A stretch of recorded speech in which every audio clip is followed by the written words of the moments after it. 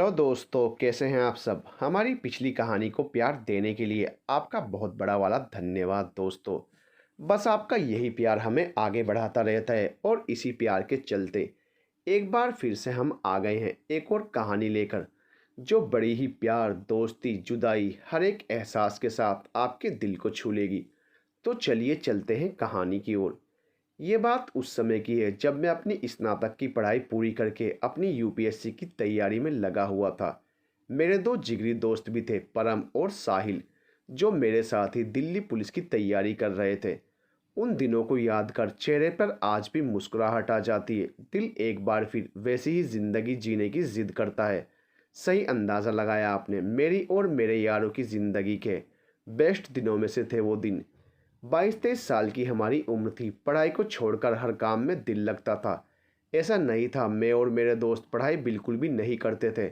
हम तीनों करते थे पढ़ाई, लेकिन अपनी बुक्स से ज़्यादा ध्यान उस वक्त हमारा इस बात पर रहता था, कौन लड़की किस लड़के के साथ है, किसने किसको छोड़ा, कौन लड़का एक साथ 4 लड़कियों को चला रहा है, कौन एड़ा बन पेड़ा खा रहा है, किस सोना ने अपने चांदी को मनाने के लिए अपनी किडनी बेचकर आईफोन उसे गिफ्ट करा है। ये वो एज थी जब हमारे साथ के ज़्यादातर लड़कों की गर्लफ्रेंड होती थी।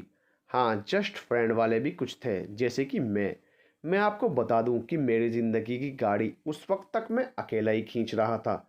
बचपन से ही हर अपने दोस्त यार के आने का स्वागत हमारे शाहरुख भाई जी के अंदाज में दोनों बाहों को फैलाकर प्यार से करने वाला। मैं आ रहा हूँ, मेरे साथ बचपन से एक परेशानी रही है। मैं अपनी बहन के अलावा कभी किसी और लड़की से बात करने से पहले 1000 बार सोचता था। सही बताऊं तो आज तक भी 1000 बार नहीं तो 100 बार तो सोचता ही हूँ। यही वजह रही, मैं सोचता रह जाता बात करना सही रहेगा या नहीं, और वो लड़की जिसके बारे में सोचा जा रहा होता वो मुझे सोचता छोड़ आगे बढ़ जाती। इसलिए मेरी ज़िंदगी की किताब में अभी भी एक हीरोइन की जगह खाली थी।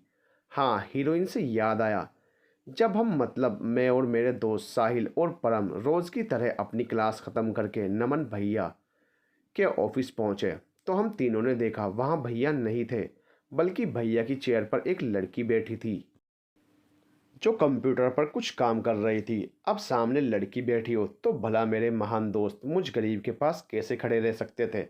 मुझे छोड़ लग गए उस लड़की की सेवा पानी में, जैसे वो कोई राजकुमारी हो।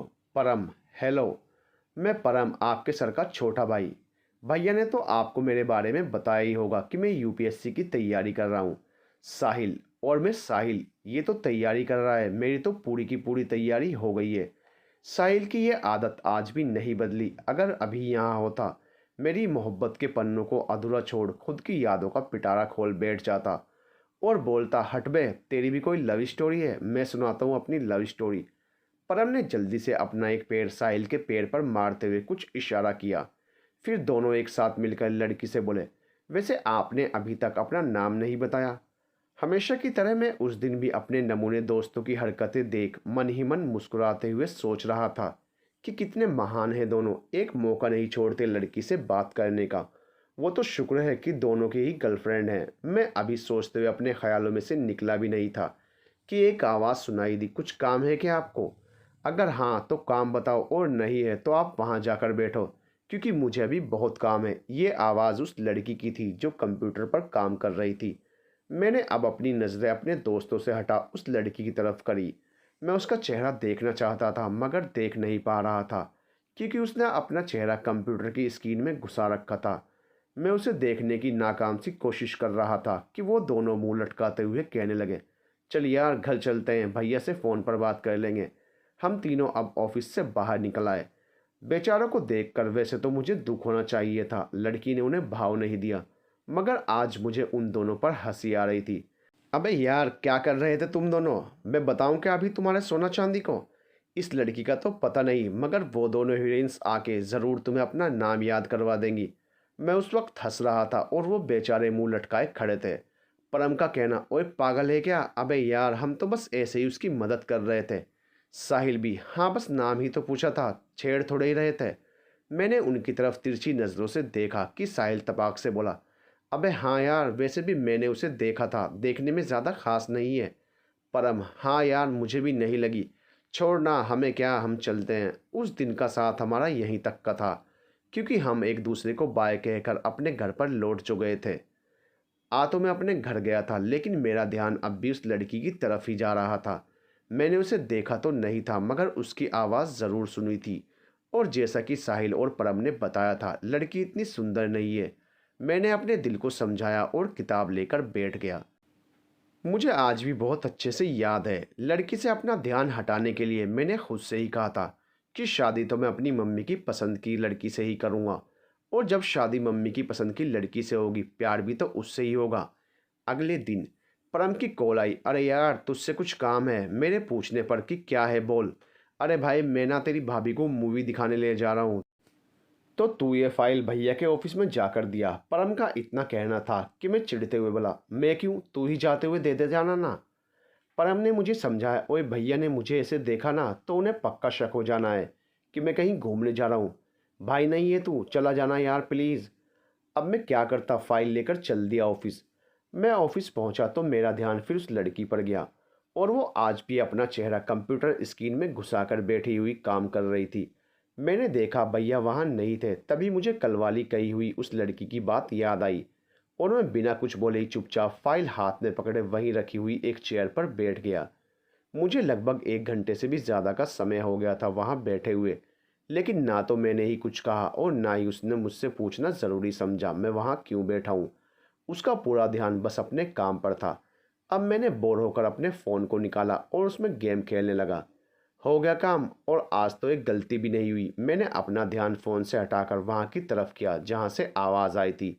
मैंने देखा ये बात उसी लड़की ने कही है, और वो मुस्कुराते हुए मेरी ही तरफ देख रही है। मैंने उस दिन पहली बार उसे देखा था।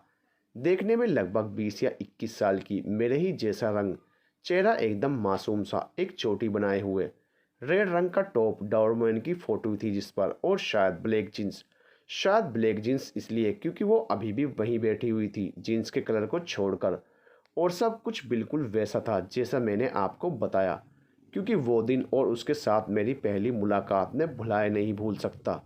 मैं उसकी तरफ ऐसे देख रहा था जैसे उसे स्कैन कर रहा हूँ, इस बात से बेखबर कि वो मेरे बारे में क्या सोचेगी, मेरी इमेज उसके सामने कैसी बनेगी। मैं उसे एकटक देखे जा रहा था। मैं उसे देख रहा था और उसकी नज़रें मेरे हाथ में लगी फाइल पर थी। तभी उसकी तरफ से पूछना, सर क्या काम है आपको। उसकी आवाज़ सुन मैं अब एकदम होश में आया। हाँ हाँ, मैं कितना बड़ा गधा था, मतलब कुछ भी। लड़की को पहली बार देखा, ना नाम ना पता ना जान ना पहचान। लड़की ने पूछा कुछ, और मेरे दिल ने उसे उस रिश्ते के लिए एक नहीं बल्कि 2 बार हाँ बोल दी थी। जिस रिश्ते में बनने के लिए इंसान ज़्यादा नहीं तो कम से कम एक बार तो सोचता ही है। सही में दिल सिलफिरा ही है मेरा। लोगों का दिमाग ख़राब होता है और मेरे दिल के पेंच हिले हुए हैं। मैं तो उसे अपनी समझ पूरे हक से उसे देख रहा था, लेकिन जैसे ही उसने मुझे देखा, उससे नज़रें मिलते ही मैं इधर उधर देखने लगा। मेरी चोरी पकड़ी जाने का डर मेरे चेहरे पर उस समय ज़रूर उसे दिखा होगा। मैंने सुना भी है और मैं मानता भी हूँ, लड़कियाँ हम लड़कों के मुकाबले ज़्यादा समझदार होती हैं। वो भी बहुत समझदार थी, इसलिए पूरे यकीन के साथ कह सकता हूँ, उसे पहली बार देखते ही मेरे सिरफिरे दिल में बजने वाली धुन पहला पहला प्यार है, पहली पहली बार है, उसके दिल तक भी ज़रूर पहुँची होगी। मैंने पूछने पर कि क्या कहा आपने, वो खुश होते हुए बोली, आज का काम पूरा हो गया, वो भी बिना कुछ गलती किए हुए।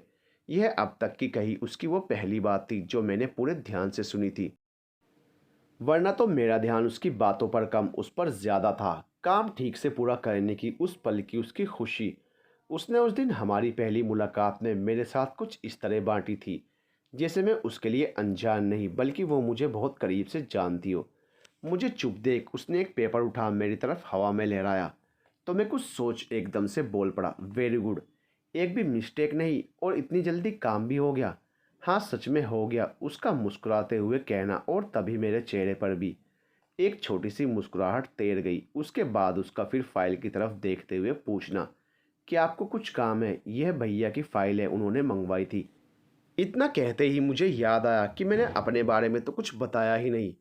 नमन भैया, मैं उनके छोटे भाई परम का दोस्त आरव आरव शर्मा। उसे चुप देख मेरा याद दिलाते हुए, परम और साहिल, कल आपसे उन्होंने आपका नाम पूछा था। वो पहले तो एक पल चुप रही, फिर कुछ सोचते हुए बोली, आज यहाँ मेरा दूसरा ही दिन है। कल इन नाम वाले कोई आए तो थे, लेकिन तब मैं काम कर रही थी। इसलिए मैंने उनसे बात ही नहीं की। उसके चेहरे पर से मुस्कुराहट अब गायब हो चुकी थी। नहीं की तो कोई बात नहीं, वो नाराज़ नहीं होंगे आपसे। नमन सर यहाँ नहीं है, आप ये फ़ाइल मुझे दे दीजिए। जब सर आएंगे मैं फ़ाइल सर को दे दूंगी। यह उस दिन की उसकी कही आखिरी बात थी जो उसने मुझसे कही थी। अब मेरे पास वहाँ रुकने की कोई वजह नहीं थी, इतना तो मैं समझ चुका था। शायद मेरे दोनों दोस्तों को इग्नोर करने वाली बात याद कर वो डर गई थी।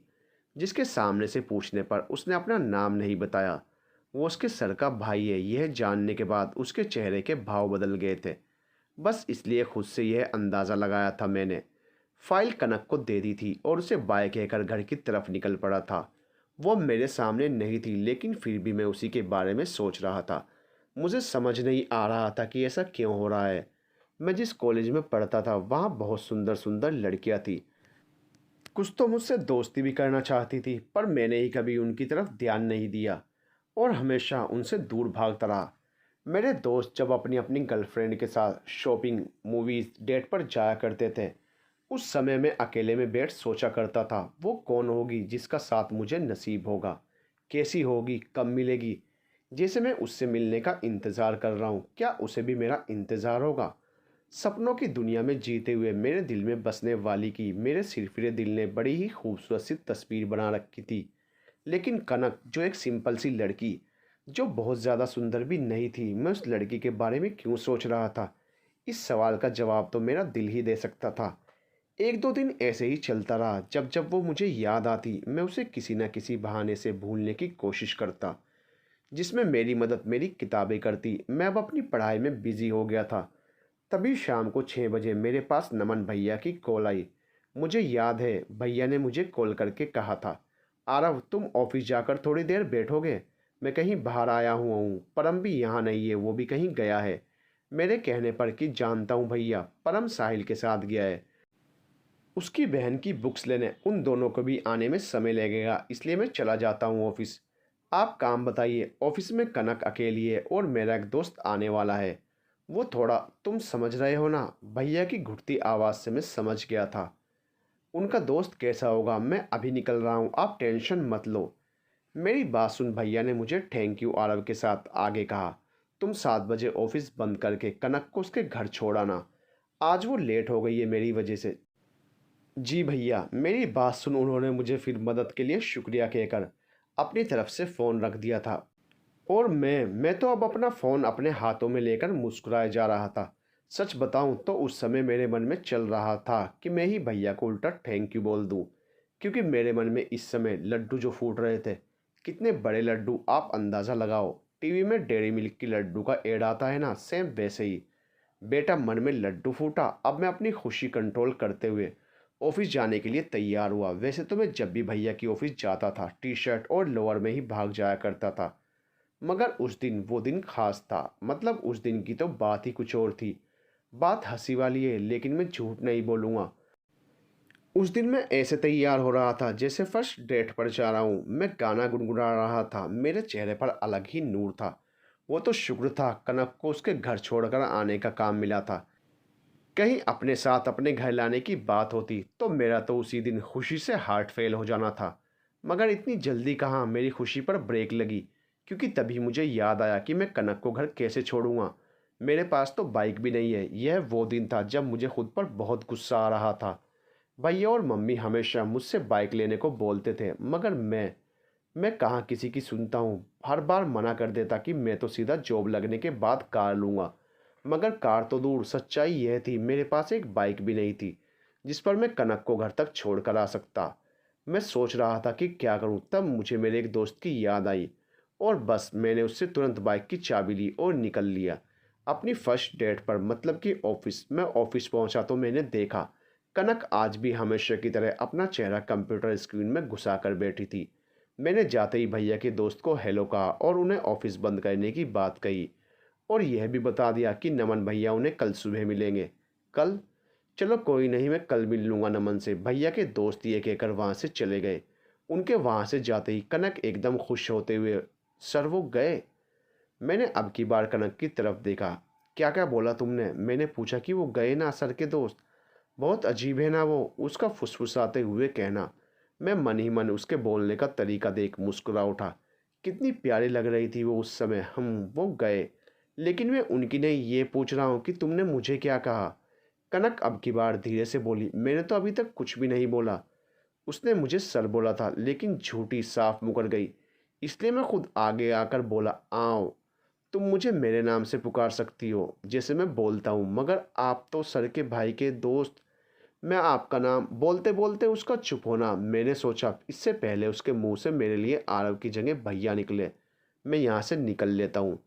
मैंने उससे कहा, ओके सर, बेस्ट है। तो चलो, भैया ने बोला है ऑफिस लॉक करके तुम्हें तुम्हारे घर छोड़ दूँ। तुम्हें लेट हो गया है ना? नहीं, मैं अपने आप चली जाऊँगी। आप बस ऑफिस लॉक कर दो, उसका मेरी तरफ देखकर धीरे से कहना। मैं भी साफ लफ्ज़ों में बोला, भैया ने बोला है कि मैं तुम्हें तुम्हारे घर पर छोड़ कर आऊँ। वैसे भी अंधेरा हो गया है और तुम मेरे साथ चल रही हो। मतलब चल रही हो, बात बन गई थी, मतलब कि मान सकते हो। यहाँ से शुरू होने वाली थी मेरी ज़िंदगी की पहली डेट। मेरे मन में एक बार फिर से लड्डू फूटने लगे थे। चलो, मैं बाइक लाया हूँ। बाइक सुन। उसने पहले तो मेरी तरफ देखा, फिर चुपचाप मेरे साथ बाइक पर बैठ गई, बिना कुछ ना नुकुर किए। यह सब मेरी ऊंची आवाज़ का कमाल था, वरना मुझे नहीं लगता जिस तरह वो मुझे नाराज़गी से देख रही थी वो मेरे साथ बाइक पर बैठती। खैर, जो भी था बहुत कमाल का था। जैसा मैंने बताया, मेरे मन में लड्डू फूट रहे थे, मगर उसके मेरे साथ बाइक पर बैठते ही मेरे दिल ने ज़ोरों से धड़कना शुरू कर दिया। मैंने बाइक स्टार्ट करी ही थी कि उसके हाथ मुझे मेरे कंधे पर महसूस हुए। लगा बेहोश हो जाऊंगा। मैंने जल्दी ही बाइक की स्पीड कम की। अब उसने अपने हाथ मेरे कंधे से हटा बाइक के पीछे लगे हैंडल पर रख लिए, या कहें उसने हैंडल पकड़ लिया था। उसका कहना कि सर बस बस, मुझे यहीं उतरना है। मैंने भी बाइक स्टैंड पर रोक दी थी, पूछते हुए कि यहाँ घर है तुम्हारा? हाँ, बस पास में ही है, उस गली में। अब आप जाओ, अब मेरे पास वापस आने के अलावा कोई और रास्ता नहीं था। मुझे याद है उस दिन पहली बार दिसंबर के महीने पर मुझे गुस्सा आ रहा था, क्योंकि दिसंबर में अंधेरा जल्दी जो हो जाता है। मैं उसे जाते हुए देखता रहा। मैं चाहता था कि उससे उसका फ़ोन नंबर मांग लूँ, मगर क्या कहकर मांगता और कहीं कुछ गलत ना समझ ले। इसलिए मैं बाइक अपने दोस्त के घर छोड़ अपने घर आ गया। अब मेरा पढ़ाई में भी मन नहीं लग रहा था। मैं कब उसके और उसके भोले से चेहरे के बारे में सोचते सोचते सो गया, मालूम नहीं। आप यह समझ लो कि मुझे अपने आप पर ही उन दिनों गुस्सा आने लगा था। मैं जब मूवी में देखता था कि हीरो या हीरोइन को जब प्यार होता है तो उन्हें वो हर जगह दिखाई देने लगते हैं। पहले मुझे इन सब बातों पर हंसी आ जाती थी, लेकिन यह सब उन दिनों मेरे साथ सच में हो रहा था। मुझे हर जगह कनक दिखाई देती थी, सोते जागते, यहाँ तक कि आईने में भी। मेरी जगह मुझे उसका चेहरा दिखाई देने लगा था। समझ नहीं पा रहा था अपनी परेशानी किसे बताऊं, और बताऊं तो बताऊं क्या, क्या कहता। मेरा सरफिरा दिल एक ऐसी लड़की के चक्कर में मुझे ही भूलता जा रहा है। उन्हीं दिनों मेरे दिल्ली पुलिस के फिजिकल टेस्ट की डेट भी पास आती जा रही थी। एक तरफ कनक थी, दूसरी तरफ मेरा बरसों से देखा सपना। अब मेरे पास कोई दूसरा रास्ता नहीं था, इसलिए मैंने खुद से ही प्रॉमिस किया कि अगर मैं फिजिकल और रिटर्न में पास हो गया तब मैं एक बार कनक से इस बारे में बात ज़रूर करूँगा। खुद से किए वादे के मुताबिक अब होनी थी मेरी अग्नि परीक्षा। फ़र्क इतना था कि मेरे पास मेरी सीता मतलब कनक नहीं थी। अब मैं मन लगाकर अपने फिजिकल और रिटर्न टेस्ट की तैयारी में लग गया था। हाँ, मगर कभी कभी कोई बहाना बनाकर भैया के ऑफिस का चक्कर लगाना मैं नहीं भूलता था। अपने दिल की बात नहीं कह सकता था, मगर उसकी बातें तो सुन ही सकता था ना। बस इसलिए अब मैं जब कभी भी ऑफिस जाता, अगर कनक फ्री होती तो ज़रूर मुझसे बात करती, अपने भाई और अपनी मम्मी पापा के बारे में बताती। एक बार तो उसने मुझे यहाँ से जॉब छोड़ने की भी बात बताई थी। मैंने जब उससे इसका कारण पूछा तो उसने जवाब में कहा था, सर मैं ना अब अपनी फ्रेंड के साथ उसी के यहाँ जॉब करूँगी। हम दोनों फिर साथ साथ रहेंगे तो मुझे अकेले आना और जाना नहीं पड़ेगा ना। उसकी कही ये बात सुन उस दिन मेरे दिल में यही बात आई थी। सालों के इंतज़ार के बाद अब मिली हो और अब भी जाने की बात। प्लीज़ मत जाओ। उस दिन मैं उदास सा अपने घर लौटा। कनक चली जाएगी तो मैं उससे कैसे मिल पाऊंगा? मेरे दिमाग में उस दिन एक यही बात घूम रही थी। फिजिकल की डेट 2 दिन बाद की थी। मैं टेस्ट से पहले एक बार उसे देखना चाहता था। 2 दिन नाराज़ था तो शायद इसलिए मैं उससे मिलने नहीं गया था, लेकिन बदला देखो। नाराज़गी का बदला उसने कुछ ऐसे लिया, आखिरी बार मिली भी नहीं और चली गई। एक बार उसने मेरे बारे में नहीं सोचा, उसके ऐसे चले जाने पर मुझे कितना दुख होगा। दोस्त नहीं थे सही है, लेकिन पूरी तरह से अजनबी भी तो नहीं रहे थे अब हम। अब कुछ नहीं हो सकता था। ज़रूरी नहीं मेरे दिल में उसके लिए जो एहसास थे, वही एहसास उसके दिल में भी मेरे लिए रहे हों। वो जा चुकी थी लेकिन मैं उसे याद करना नहीं भूलता था। तुम याद आ रही हो, क्यों नहीं जानता और ना ही अब जानना चाहता हूँ। जानने का हक भी तो तुम अपने साथ ले गई ना। कनक से मैं ऐसे ही बातें करता जब वो कभी मेरे दिल पर हावी होने लगती। अब तक मेरे घर और मेरे दोस्तों को भी मुझ में आए बदलाव नजर आने लगे थे। अब मैं पहले की तरह नहीं रहता था। अब मेरा मूड हर 2 मिनट में चेंज होने लगता था। सबको लग रहा था कि एग्ज़ाम को लेकर टेंशन की वजह से है। मेरा फिजिकल ठीक हुआ, अब सिर्फ रिटर्न होना बाकी था। कनक को गए लगभग 2 महीने बीत गए थे, लेकिन उसे भूलना इतना आसान नहीं था जितना मैंने सोचा था। लेकिन एक वक्त के बाद मैं खुद को पहले की तरह थोड़ा नॉर्मल दिखाने की कोशिश करने लगा। मैं नहीं चाहता था किसी को भी मेरी उदासी के पीछे की वजह पता चले। अब तक सब ठीक चल रहा था। रिटर्न टेस्ट की भी डेट आ गई थी। अपने दोस्तों की तरह मेरा भी पूरा ध्यान उसी पर था कि तभी एक शाम करीब 5 बजे के आसपास मेरे फ़ोन पर एक अनजान नंबर से व्हाट्सएप मैसेज आया है, ये तो मुझे उसी वक्त पता चल गया था जब मोबाइल पर नोटिफिकेशन आई थी। लेकिन जैसा कि स्टडी करते, खाना खाते और मैच देखते टाइम मुझे मोबाइल चलाना पसंद नहीं, मैंने मैसेज देखना तो दूर मोबाइल को हाथ भी नहीं लगाया और टीवी पर मैच देखने में लग गया।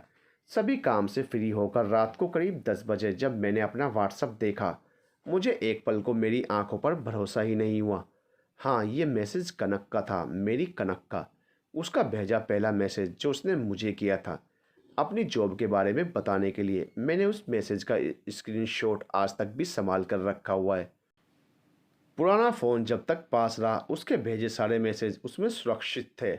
लेकिन जब उसमें कुछ खराबी आई, ना चाहते हुए भी मुझे मोबाइल बदलना पड़ा। अपने भेजे पहले मैसेज में कनक ने अपना नाम तो नहीं लिखा था, लेकिन मैसेज के शुरुआत से आखिरी की लाइन तक पूरे 3 बार उसका मुझे सर कहना। मैं कैसे ना पहचानता उसे। सर, अब वाली जॉब पहले वाली से भी बहुत अच्छी है, आपको पता है सर। यहाँ मैं अकेली नहीं हूँ, यहाँ पूरे 20 लोगों का स्टाफ है। वैसे यहाँ सबके पास अपना अपना पर्सनल कंप्यूटर है काम करने के लिए। लेकिन अगर किसी को कुछ समझ नहीं आता, कोई भी किसी दूसरे से पूछ सकता है। मतलब कि सभी मिलजुल कर काम करते हैं, सभी बहुत अच्छे हैं। सर, आपको याद है आपने एक बार मेरे लिए विश की थी, मुझे मेरी पसंद की जॉब मिल जाए। मुझे मिल गई, इसलिए आपको बड़े वाला थैंक यू। कनक का भेजा है मैसेज भले ही उस तरीके का मैसेज नहीं था जैसे कि उसके जाने के बाद से मैं अपने सपने में देखा करता था। कनक का अचानक से एक दिन मैसेज आएगा और वो मुझे बताएगी वो भी मुझे प्यार करती है जैसे मैं उसे करता हूँ। उसे भी मुझसे दूर जाकर मेरी कमी उतनी ही महसूस हो रही है जैसी मुझे उसकी होती है। उसकी भी मेरी याद में कई रातें बिना सोए गुजरी हैं जैसे मेरी गुजरी, उसकी याद में सोचते हुए। मगर जैसा भी था, जिस भी वजह से उसने मुझे मैसेज किया था, मेरे लिए खुशी की बात यह थी मुझे कनक दोबारा मिल गई। मैं शब्दों में बयान नहीं कर सकता मैं कनक को दोबारा पाकर कितना खुश हुआ था। बहुत देर तक मैं उसके मैसेज को देख खुश होता रहा। लेकिन जब याद आया मैसेज का रिप्लाई भी करना होता है, क्या रिप्लाई करूं, क्या लिखूं ऐसा जिसे कनक सीन ही ना करे बल्कि मैसेज का रिप्लाई भी करे। सोचने सोचने में 1 डेढ़ घंटा निकल गया। मैंने मैसेज लिखा तो था, जिस तरह के ऑफिस में जॉब चाहिए थी वैसी जॉब मिल गई। यह तो बहुत खुशी वाली बात है। लेकिन आपको नहीं लगता कि आपने ये बात बताने में बहुत जल्दी कर दी है? पिछले करीब 1 घंटे से ज़्यादा का समय लेकर मैंने कुछ इस तरह का मैसेज लिखा था, लेकिन फिर 1 से 2 सेकंड में ही उसे काट भी दिया, यह सोचकर कि नहीं नहीं, ये तो बहुत ज़्यादा हो जाएगा, कहीं मेरा मैसेज पढ़ उसे बुरा लग गया तो। पहले ही मैसेज पर ब्लॉक। मैंने अब फिर से मैसेज लिखना स्टार्ट किया। उस वक्त ब्लॉक होने के डर से मेरे हाथ मैसेज टाइप करते समय कांप रहे थे। लिखा था, गुड, ये तो बहुत खुशी वाली बात है। मैंने अब ये मैसेज सेंड तो कर दिया था और उसके रिप्लाई का वेट भी करने लगा था। मगर सच बताऊं, उस दिन मुझे जितना डर यह सोच सोच कर लग रहा था वो मुझे मेरे मैसेज का रिप्लाई करेगी नहीं करेगी तो मैं क्या करूँगा, और अगर करेगी तो वो क्या लिखेगी मैसेज में। मैं यकीन के साथ कह सकता हूँ उतना डर तो मुझे अपने 10th और 12th के बोर्ड एग्ज़ाम का रिजल्ट देखते टाइम भी नहीं लगा होगा जितना कि उसके रिप्लाई से लग रहा था। मैं रात 12-1 बजे तक उसके रिप्लाई का वेट करता रहा, मगर उसका रिप्लाई तो तब आता जब वो मैसेज देखती। हाँ, वो उस रात ऑनलाइन ही नहीं आई। मैं दुआ करते हुए कि काश उसका रिप्लाई आ जाए। मैं अपना उदास चेहरा तकिए से छुपाकर सो गया। सुबह मेरी आंख खुली तो देखा 6 बज रहे हैं। मैंने एक बार फिर व्हाट्सएप देखा, लेकिन मेरी फूटी किस्मत, उसने अब भी मैसेज नहीं देखा था। अब मेरा दिल नहीं माना तो मैंने उसे एक गुड मॉर्निंग मैसेज सेंड कर दिया और लग गया अपने रोज़ के काम में। वैसे तो मैं अपने नेट के मामले में बहुत कंजूस हूँ, चाहे वो पूरा चला जाए लेकिन कभी उसे ऑन नहीं छोड़ता। लेकिन आज सब मंजूर था। आज मेरे फ़ोन का नेट ऑन था। मेरे फ़ोन की जैसे ही लाइट जलती मेरा हाथ सारे काम छोड़ चल देता फ़ोन की तरफ। मैंने उस दिन से पहले कभी भी पढ़ाई के टाइम फ़ोन ऑन करके अपने पास नहीं रखा था, मगर उस दिन वो रूल भी टूट गया। उस दिन वो हर काम हो रहा था जो मैंने पहले नहीं किया था। साहिल और परम जब मुझसे मिलने आए और उन्होंने मुझे बार बार फ़ोन को देखते देखा तो पूछने लगे, क्यों भाई, किसका इंतज़ार हो रहा है? मैंने कुछ बोलने से पहले ही परम का कहना, अरे यार मुझे तो लग रहा है ये ज़रूर हमसे कुछ छुपा रहा है। रोज़ वाला चैप्टर वो दोनों फिर लेकर बैठ गए थे। दोनों दोस्त थे, बिना बताए ही दिल के सारे जज्बात पता थे उन्हें मेरे। लेकिन रोज़ की तरह मेरी सफाई आज भी चालू थी। उनका यह चैप्टर रोज़ की तरह बहुत देर तक चलने वाला था, इसलिए मैं अब चुपचाप अपना फ़ोन देखने लगा। साहिल का गुस्सा हो जाना कि अबे साले कुछ बोलेगा भी या नहीं, पहले तो कभी नहीं देखा तुझे स्टडी टाइम में फ़ोन यूज़ करते हुए, और कह रहा है कुछ नहीं हुआ। बता क्या छुपा रहा है तू हमसे? दोनों नाराज़ हो रहे थे, मगर मैं क्या करता, क्या बताता उन्हें। फ़ोन से नज़रें उठा उन दोनों की तरफ देखा ही था कि मेरा फ़ोन बज उठा। मैंने दोबारा अपना फ़ोन अनलॉक किया तो देखा इस बार कनक का ही रिप्लाई था। मैंने अब बिना देर किए मैसेज देखा। उसने मुझे 2 मैसेज किए थे। पहला था मेरे कल वाले मैसेज के रिप्लाई में कि हाँ, इसलिए ही तो सोचा कि सर जी आपको बता दूं, मगर आपने मुझे पहचाना कैसे? मैंने तो अपना नाम भी नहीं लिखा था। और दूसरा मेरे गुड मॉर्निंग के मैसेज के रिप्लाई में उसने एक स्माइली इमोजी सेंड की हुई थी। मैंने भी उसे तुरंत रिप्लाई किया, अरे पहचानता कैसे नहीं, एक तुम ही हो जो मुझे सर कहती हो, वरना सभी आरव या फिर आरू। वैसे तुमने बताया नहीं तुम्हें मेरा नंबर कहाँ से मिला? वैसे कहीं से भी मिला हो अच्छा ही हुआ, इस बहाने मुझे पता तो चला। भगवान से कुछ मांगो, देर से ही सही मिलता ज़रूर है। मेरे चेहरे पर अब भी गुड डे बिस्कुट वाली स्माइल थी। मैसेज आने और कहने की खुशी चेहरे पर लिए मैंने अपना सर उठाया तो देखा वो दोनों मुझे ऐसे देख रहे थे जैसे मैंने मुस्कुराकर कोई बहुत बड़ा पाप कर दिया हो। अब कुछ बताएगा या नहीं? पहले तो तूने कभी हमसे कोई बात नहीं छुपाई, आज क्या? वो आगे भी पता नहीं क्या क्या बोलते रहे, मुझे कुछ याद नहीं है, क्योंकि मैं तो अपने ही मन में सोच रहा था कि इन्हें ज़ोर से चिल्ला बता दूं उनके भाई को इश्क हो गया है।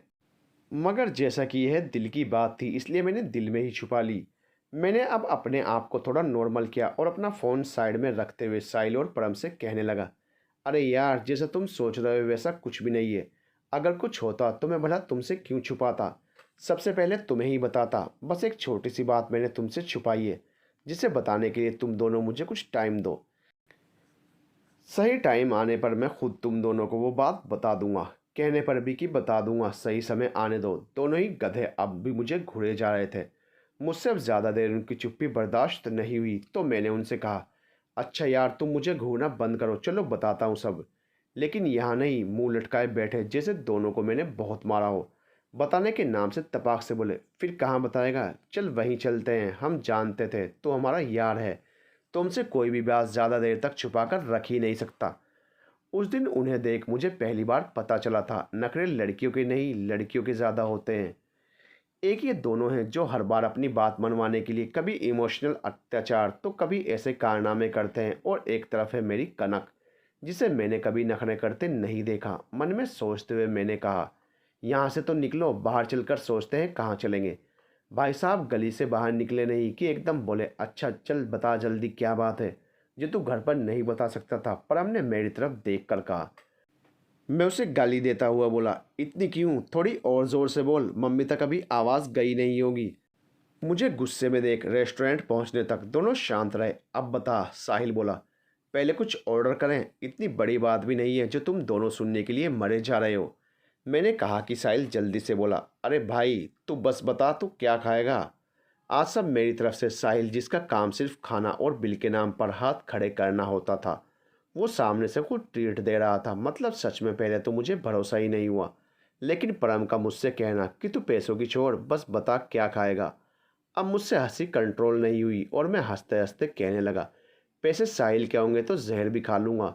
वैसे तुम्हें जो खाना है मंगा लो। मैंने उस दिन उन दोनों को कनक से पहली बार मिलने से लेकर उसके करे लास्ट मैसेज तक के बारे में सब बता दिया था। लेकिन मैंने अब भी उन्हें कुछ बातें छुपाने में ही अपनी और कनक की भलाई समझी थी। मैंने उन्हें नहीं बताया कि वो लड़की कनक है जो नमन भैया के यहाँ काम करती थी। मैंने उन्हें अब तक की सारी बातें तो बताई थी, मगर थोड़ा बहुत घुमा फिरा कर, ताकि गलती से भी उनका ध्यान कनक पर ना जाए। सच कहूँ तो मैं उनसे कनक वाली बात छुपाना तो नहीं चाहता था, मगर अभी उन्हें ये बताना मुझे ठीक भी नहीं लग रहा था। मेरी बात सुनते ही दोनों खुशी के मारे पागल हो गए। मैंने कहा, यार इतना खुश तो मैं भी नहीं हुआ था जब उसके पहली बार मेरे फ़ोन पर मैसेज आया था, जितना तुम हो रहे हो। और वैसे भी क्या पता उसकी लाइफ में कोई और हो। दोनों ने पूरे यकीन के साथ कहा था, ऐसा हो ही नहीं सकता। तूने ही तो अभी बताया वो लड़की दूसरी लड़कियों से कुछ हद तक अलग है। बहुत ही सीधी और सरल स्वभाव की है। मुझसे ज़्यादा उन्हें इस बात पर भरोसा था। कनक ने इतने दिन बाद मुझे मैसेज किया है, ये ऐसे ही थोड़े ही है। ज़रूर उसे भी मैं पसंद होऊंगा। दिल तो मेरा भी यही कहता था, मगर दिमाग वो अभी इस बात को मानने नहीं देता था। अब मेरे पास उन्हें कहने को कुछ भी नहीं था, मगर मैं बहुत खुश था। खुश सिर्फ इसलिए नहीं कनक मुझे दोबारा मिल गई थी, बल्कि मैं खुश था अपने दोनों दोस्तों की खुशी को देखकर। किसी ने सच ही कहा है, दोस्तों से ज़्यादा हमें कोई और समझ ही नहीं सकता। बात अच्छी हो बुरी हो जैसी भी हो, हर हाल में साथ रहते हैं। हर रास्ते पर हमारे साथ चलने को तैयार हो जाते हैं, बिना ये सोचे कि हम जिस रास्ते पर निकल रहे हैं उसकी कोई मंजिल है भी या नहीं। मैं अपने दिल में अभी दोनों की तारीफ कर ही रहा था कि आ गए दोनों अपनी औकात पर। चल भाई, बिल के पैसे दे जल्दी, फिर घर चलेंगे। साहिल ने जैसे ही कहा कि मैंने उसकी तरफ देखा, मगर मैं क्यों? बात तो तेरी हुई थी बिल देने की, और वैसे भी तुम दोनों लाए हो मुझे यहाँ। मैं पैसे वैसे नहीं देने वाला, आज तो तुम दोनों ही दोगे। जल्दी पे करो और चलो। परम ने भी मेरी हाँ में हाँ मिलाई कि साहिल देगा बिल। रो धोकर साहिल भाई साहब ने इस शर्त के साथ जेब से पैसे निकाले कि नेक्स्ट टाइम मेरी बारी होगी। मैंने कह दिया था, ठीक है अब तो दे दे, अगली बार लुटने के लिए मैं तैयार हूँ। भाई भराया बिल। आज का पूरा दिन ऐसे ही निकल गया था, रात होने चली थी। मैंने उन्हें कहा, चलो अब घर चलते हैं। परम कहने लगा, हाँ भाई चल रहे हैं, पहले चल ऑफिस चलते हैं।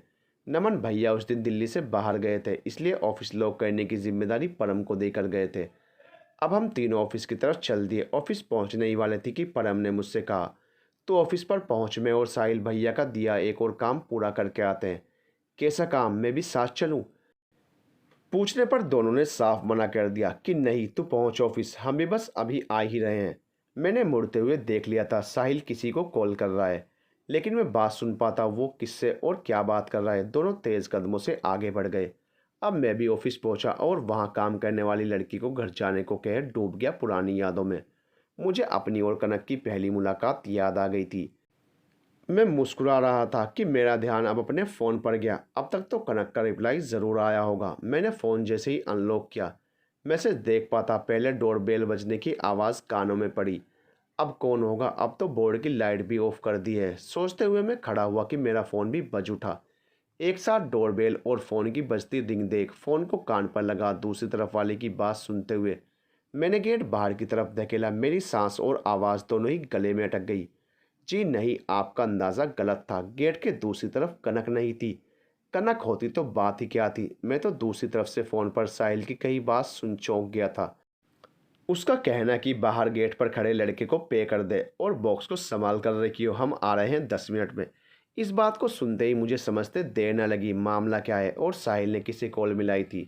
मैंने अब लड़के की तरफ हाथ बढ़ाया। लड़के ने बॉक्स की जगह पहले बिल दिया।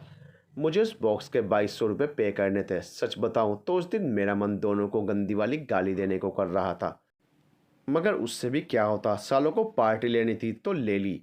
अब चाहे तरीका कुछ भी हो, मैंने पर्स की एक एक पॉकेट में से निकाल पैसे पूरे कर लड़के को दिए और अंदर लाकर पैकेट हिलाकर अंदाज़ा लगाने लगा कि इसमें ऐसा क्या है जो उन्होंने खोलने से मना किया है। मन न मानने पर मैंने वो बॉक्स खोला तो देखा उसमें बियर की 2 बोतल और बहुत सारा झगड़म बिगड़म खाने का सामान था। मैं सामान को देख ही रहा था कि वो दोनों कमीने मेरे पास आकर खड़े हो दांत दिखाते हुए बोले, अरे वाह, तो हमें पार्टी दे रहा है। अब मैं गुस्से में उन्हें देखते हुए उन पर चिल्लाया, ये क्या मजाक है? ये किससे पूछकर ऑर्डर किया तुमने? और ऑर्डर किया इसका तो कुछ नहीं, मगर बियर? बियर किसने मंगाई? तुम्हें पता है ना मैं नहीं पीता। घर पर पता चला तो तुम्हारी तो पता नहीं, मगर मेरा घर निकाला ज़रूर हो जाना है। मैं अब भी गुस्से में चिल्ला रहा था और वो दोनों ऐसे दांत दिखा रहे थे जैसे कि कुछ हुआ ही ना हो। सीधी सी बात है, बियर कोई नहीं पिएगा। जो खाने का सामान मंगाया है चुपचाप खाओ और चलो घर। रात के 9 बज गए, इतना कहा कि परम बोला, अरे बात तो सुन। कुछ नहीं सुनना मुझे, हद है यार, बियर कौन ऑर्डर करता है? लिमिट होती है किसी चीज़ की। मैं अभी गुस्से में बड़बड़ा ही रहा था कि साहिल, ओ भाई 5 मिनट के लिए रुकेगा? वैसे भी आज के लिए पूरी रात पड़ी है हमारे पास। जितना चिल्लाना है चिल्ला लेना, अभी तो हमारी बात सुन। मैं अब उसे घूरने लगा था कि पूरी रात मतलब? साहिल, साले तू सुनेगा तब कुछ बताएंगे ना। गाली सुनने के बाद अब मैं थोड़ा रिलैक्स हो बोला, अच्छा बताओ, मगर गाली नहीं। परम, काम हमेशा तेरे गाली खाने वाले रहते हैं और कहता है गाली नहीं। इसके बाद मैं क्या कहता, चुप लगा गया। बात तो सही थी उसकी। मैंने अब गुस्सा साइड में रखते हुए पूछा था कि उसने क्यों कहा हमारे पास आज की पूरी रात है, जिस पर परम ने बताया नमन भैया दिल्ली से बाहर गए हुए हैं और उसके बाकी घर वाले गांव गए हैं, जो कि कल शाम तक लौटेंगे। मैं इस बात पर बोला ही था कि इसमें कौन सी बड़ी बात हो गई। पहली बार तो गांव गए नहीं हैं, वो तो जाते ही रहते हैं। मेरी बात सुनते ही साहिल शुरू हो गया, अब इसमें मेरी गलती नहीं थी। इस बार मैंने कोई गाली खाने वाला काम नहीं किया था, मगर फिर मुझे गाली सुनने को मिली। बात करने के लिए हमारे पास पूरी रात पड़ी है। साहिल की इस बात का मतलब था वो पूरी रात हम साथ बिताने वाले थे। साथ से मतलब एक साथ। उस रात परम अकेला था घर पर। नमन भैया भी दिल्ली से बाहर गए हुए थे। इसलिए परम के कहने पर उस दिन उसके पापा ने मेरे और साहिल के घर कॉल कर बात कर ली थी। उस रात हमारे परम के साथ उसके घर रुकने की। इस बात पर अब पार्टी करनी तो बनती है, और तूने ही तो प्रॉमिस किया था दोपहर को कि नेक्स्ट टाइम की पार्टी मेरी तरफ से। तो बस समझ ले, वो नेक्स्ट पार्टी थोड़ी जल्दी मतलब आज ही है। साहिल ने कहा, और हाँ, बियर के लिए हमें क्या सुना रहा है, ये तेरी तरफ से है। आफ्टर ऑल तुझे प्यार जो हो गया है। परम बात पूरी करता साहिल बोल पड़ा, बिल्कुल सही बात कही भाई, आज तो बियर पीना बनता है। दोनों का जब तक बारी बारी मुझे मनाने का खेल चलता रहा, जब तक कि मैंने ही नहीं कह दिया था कि ठीक है अब पैसे दिए हैं बियर के तो फेंकेंगे थोड़ी ही ना, चलो पीकर देखते हैं आखिर कैसी होती है। बस फिर क्या था, एक बार फिर दोनों दांत दिखाने लगे। मैं उन्हें देखते हुए सोच रहा था, जानता हूँ बेटा, प्यार व्यार तो बस बहाना है। बात तो यह है कि तुम्हें मेरी जेब काटनी थी तो काट ली। मैं सोच रहा था कि भाई हो गया हो, पका लिया हो ख्याली पुलाव, तो असली दुनिया में आ जा। घर चलना है या यहीं रुकना है? परम का पूछना कि मैं बोला, यहाँ सोएंगे ऑफिस में? इधर तो एक ही सोफ़ा है। परम मेरे सामने से हट पीछे रखे कुछ कपड़ों की तरफ इशारा कर बोला, घर नहीं यही ठीक है, वैसे भी कल संडे है, ऑफिस बंद रहेगा। फिर क्या था, बिस्तर वहाँ पहले से थे, शायद नमन भैया कभी सोते हों। बियर का इंतज़ाम सालों की मेहरबानी से हो गया था यार, साथ में थे ही। देर रात तक जश्न मना मेरी उस मोहब्बत का, जिसके बारे में ना मैं ज़्यादा कुछ जानता था ना ही वो मेरे। उस दिन कनक के बारे में बताने के साथ ही मैंने उन्हें ये भी बात बताई थी कि मुझे गाली देना और सुनना पसंद भले ही ना हो, मगर फिर भी उन दोनों को देख मुझे उन्हें कमीने कहने का ही मन करता है। वो इस बात को सुन पहले तो हैरान हुए, लेकिन मेरा कहना कि अब चलो सालो पार्टी करते हैं, तुम्हारा भाई पहली बार बियर पीने वाला है, दोनों मुझे मारते हुए कहने लगे कि तेरे मना करने पर कोशिश तो हम भी करते हैं तुझे गाली ना दें, लेकिन तेरी बातें सुन अपने आप मुंह से गाली निकल आती है। एक तो पहली बार पूरी रात के लिए हम तीनों यार साथ रहने वाले थे, दूसरा मैं पहली बार बियर पीने वाला था। ये दो बातें बहुत थी मेरे उस दिन को ख़ास बनाने के लिए। ओ सालो, मैं पहली बार बियर पी रहा हूँ, अगर मुझे नशा हो जाए ना तो भगवान न सही, अपनी होने वाली भाभी के लिए तो कम से कम मेरी इज्जत पर हाथ मत डालना। अब तो बोतल खुल चुकी थी। उस रात की मुझे बस यही लास्ट लाइन याद है जो मैंने उन दोनों से कही थी। हमें नहीं पता कि हम कब तक जागे थे और कब सोए थे, बस इतना अच्छे से याद है मुझे, अगले दिन सुबह 11 बजे सबसे पहले मेरी ही आँख खुली थी। To be continued.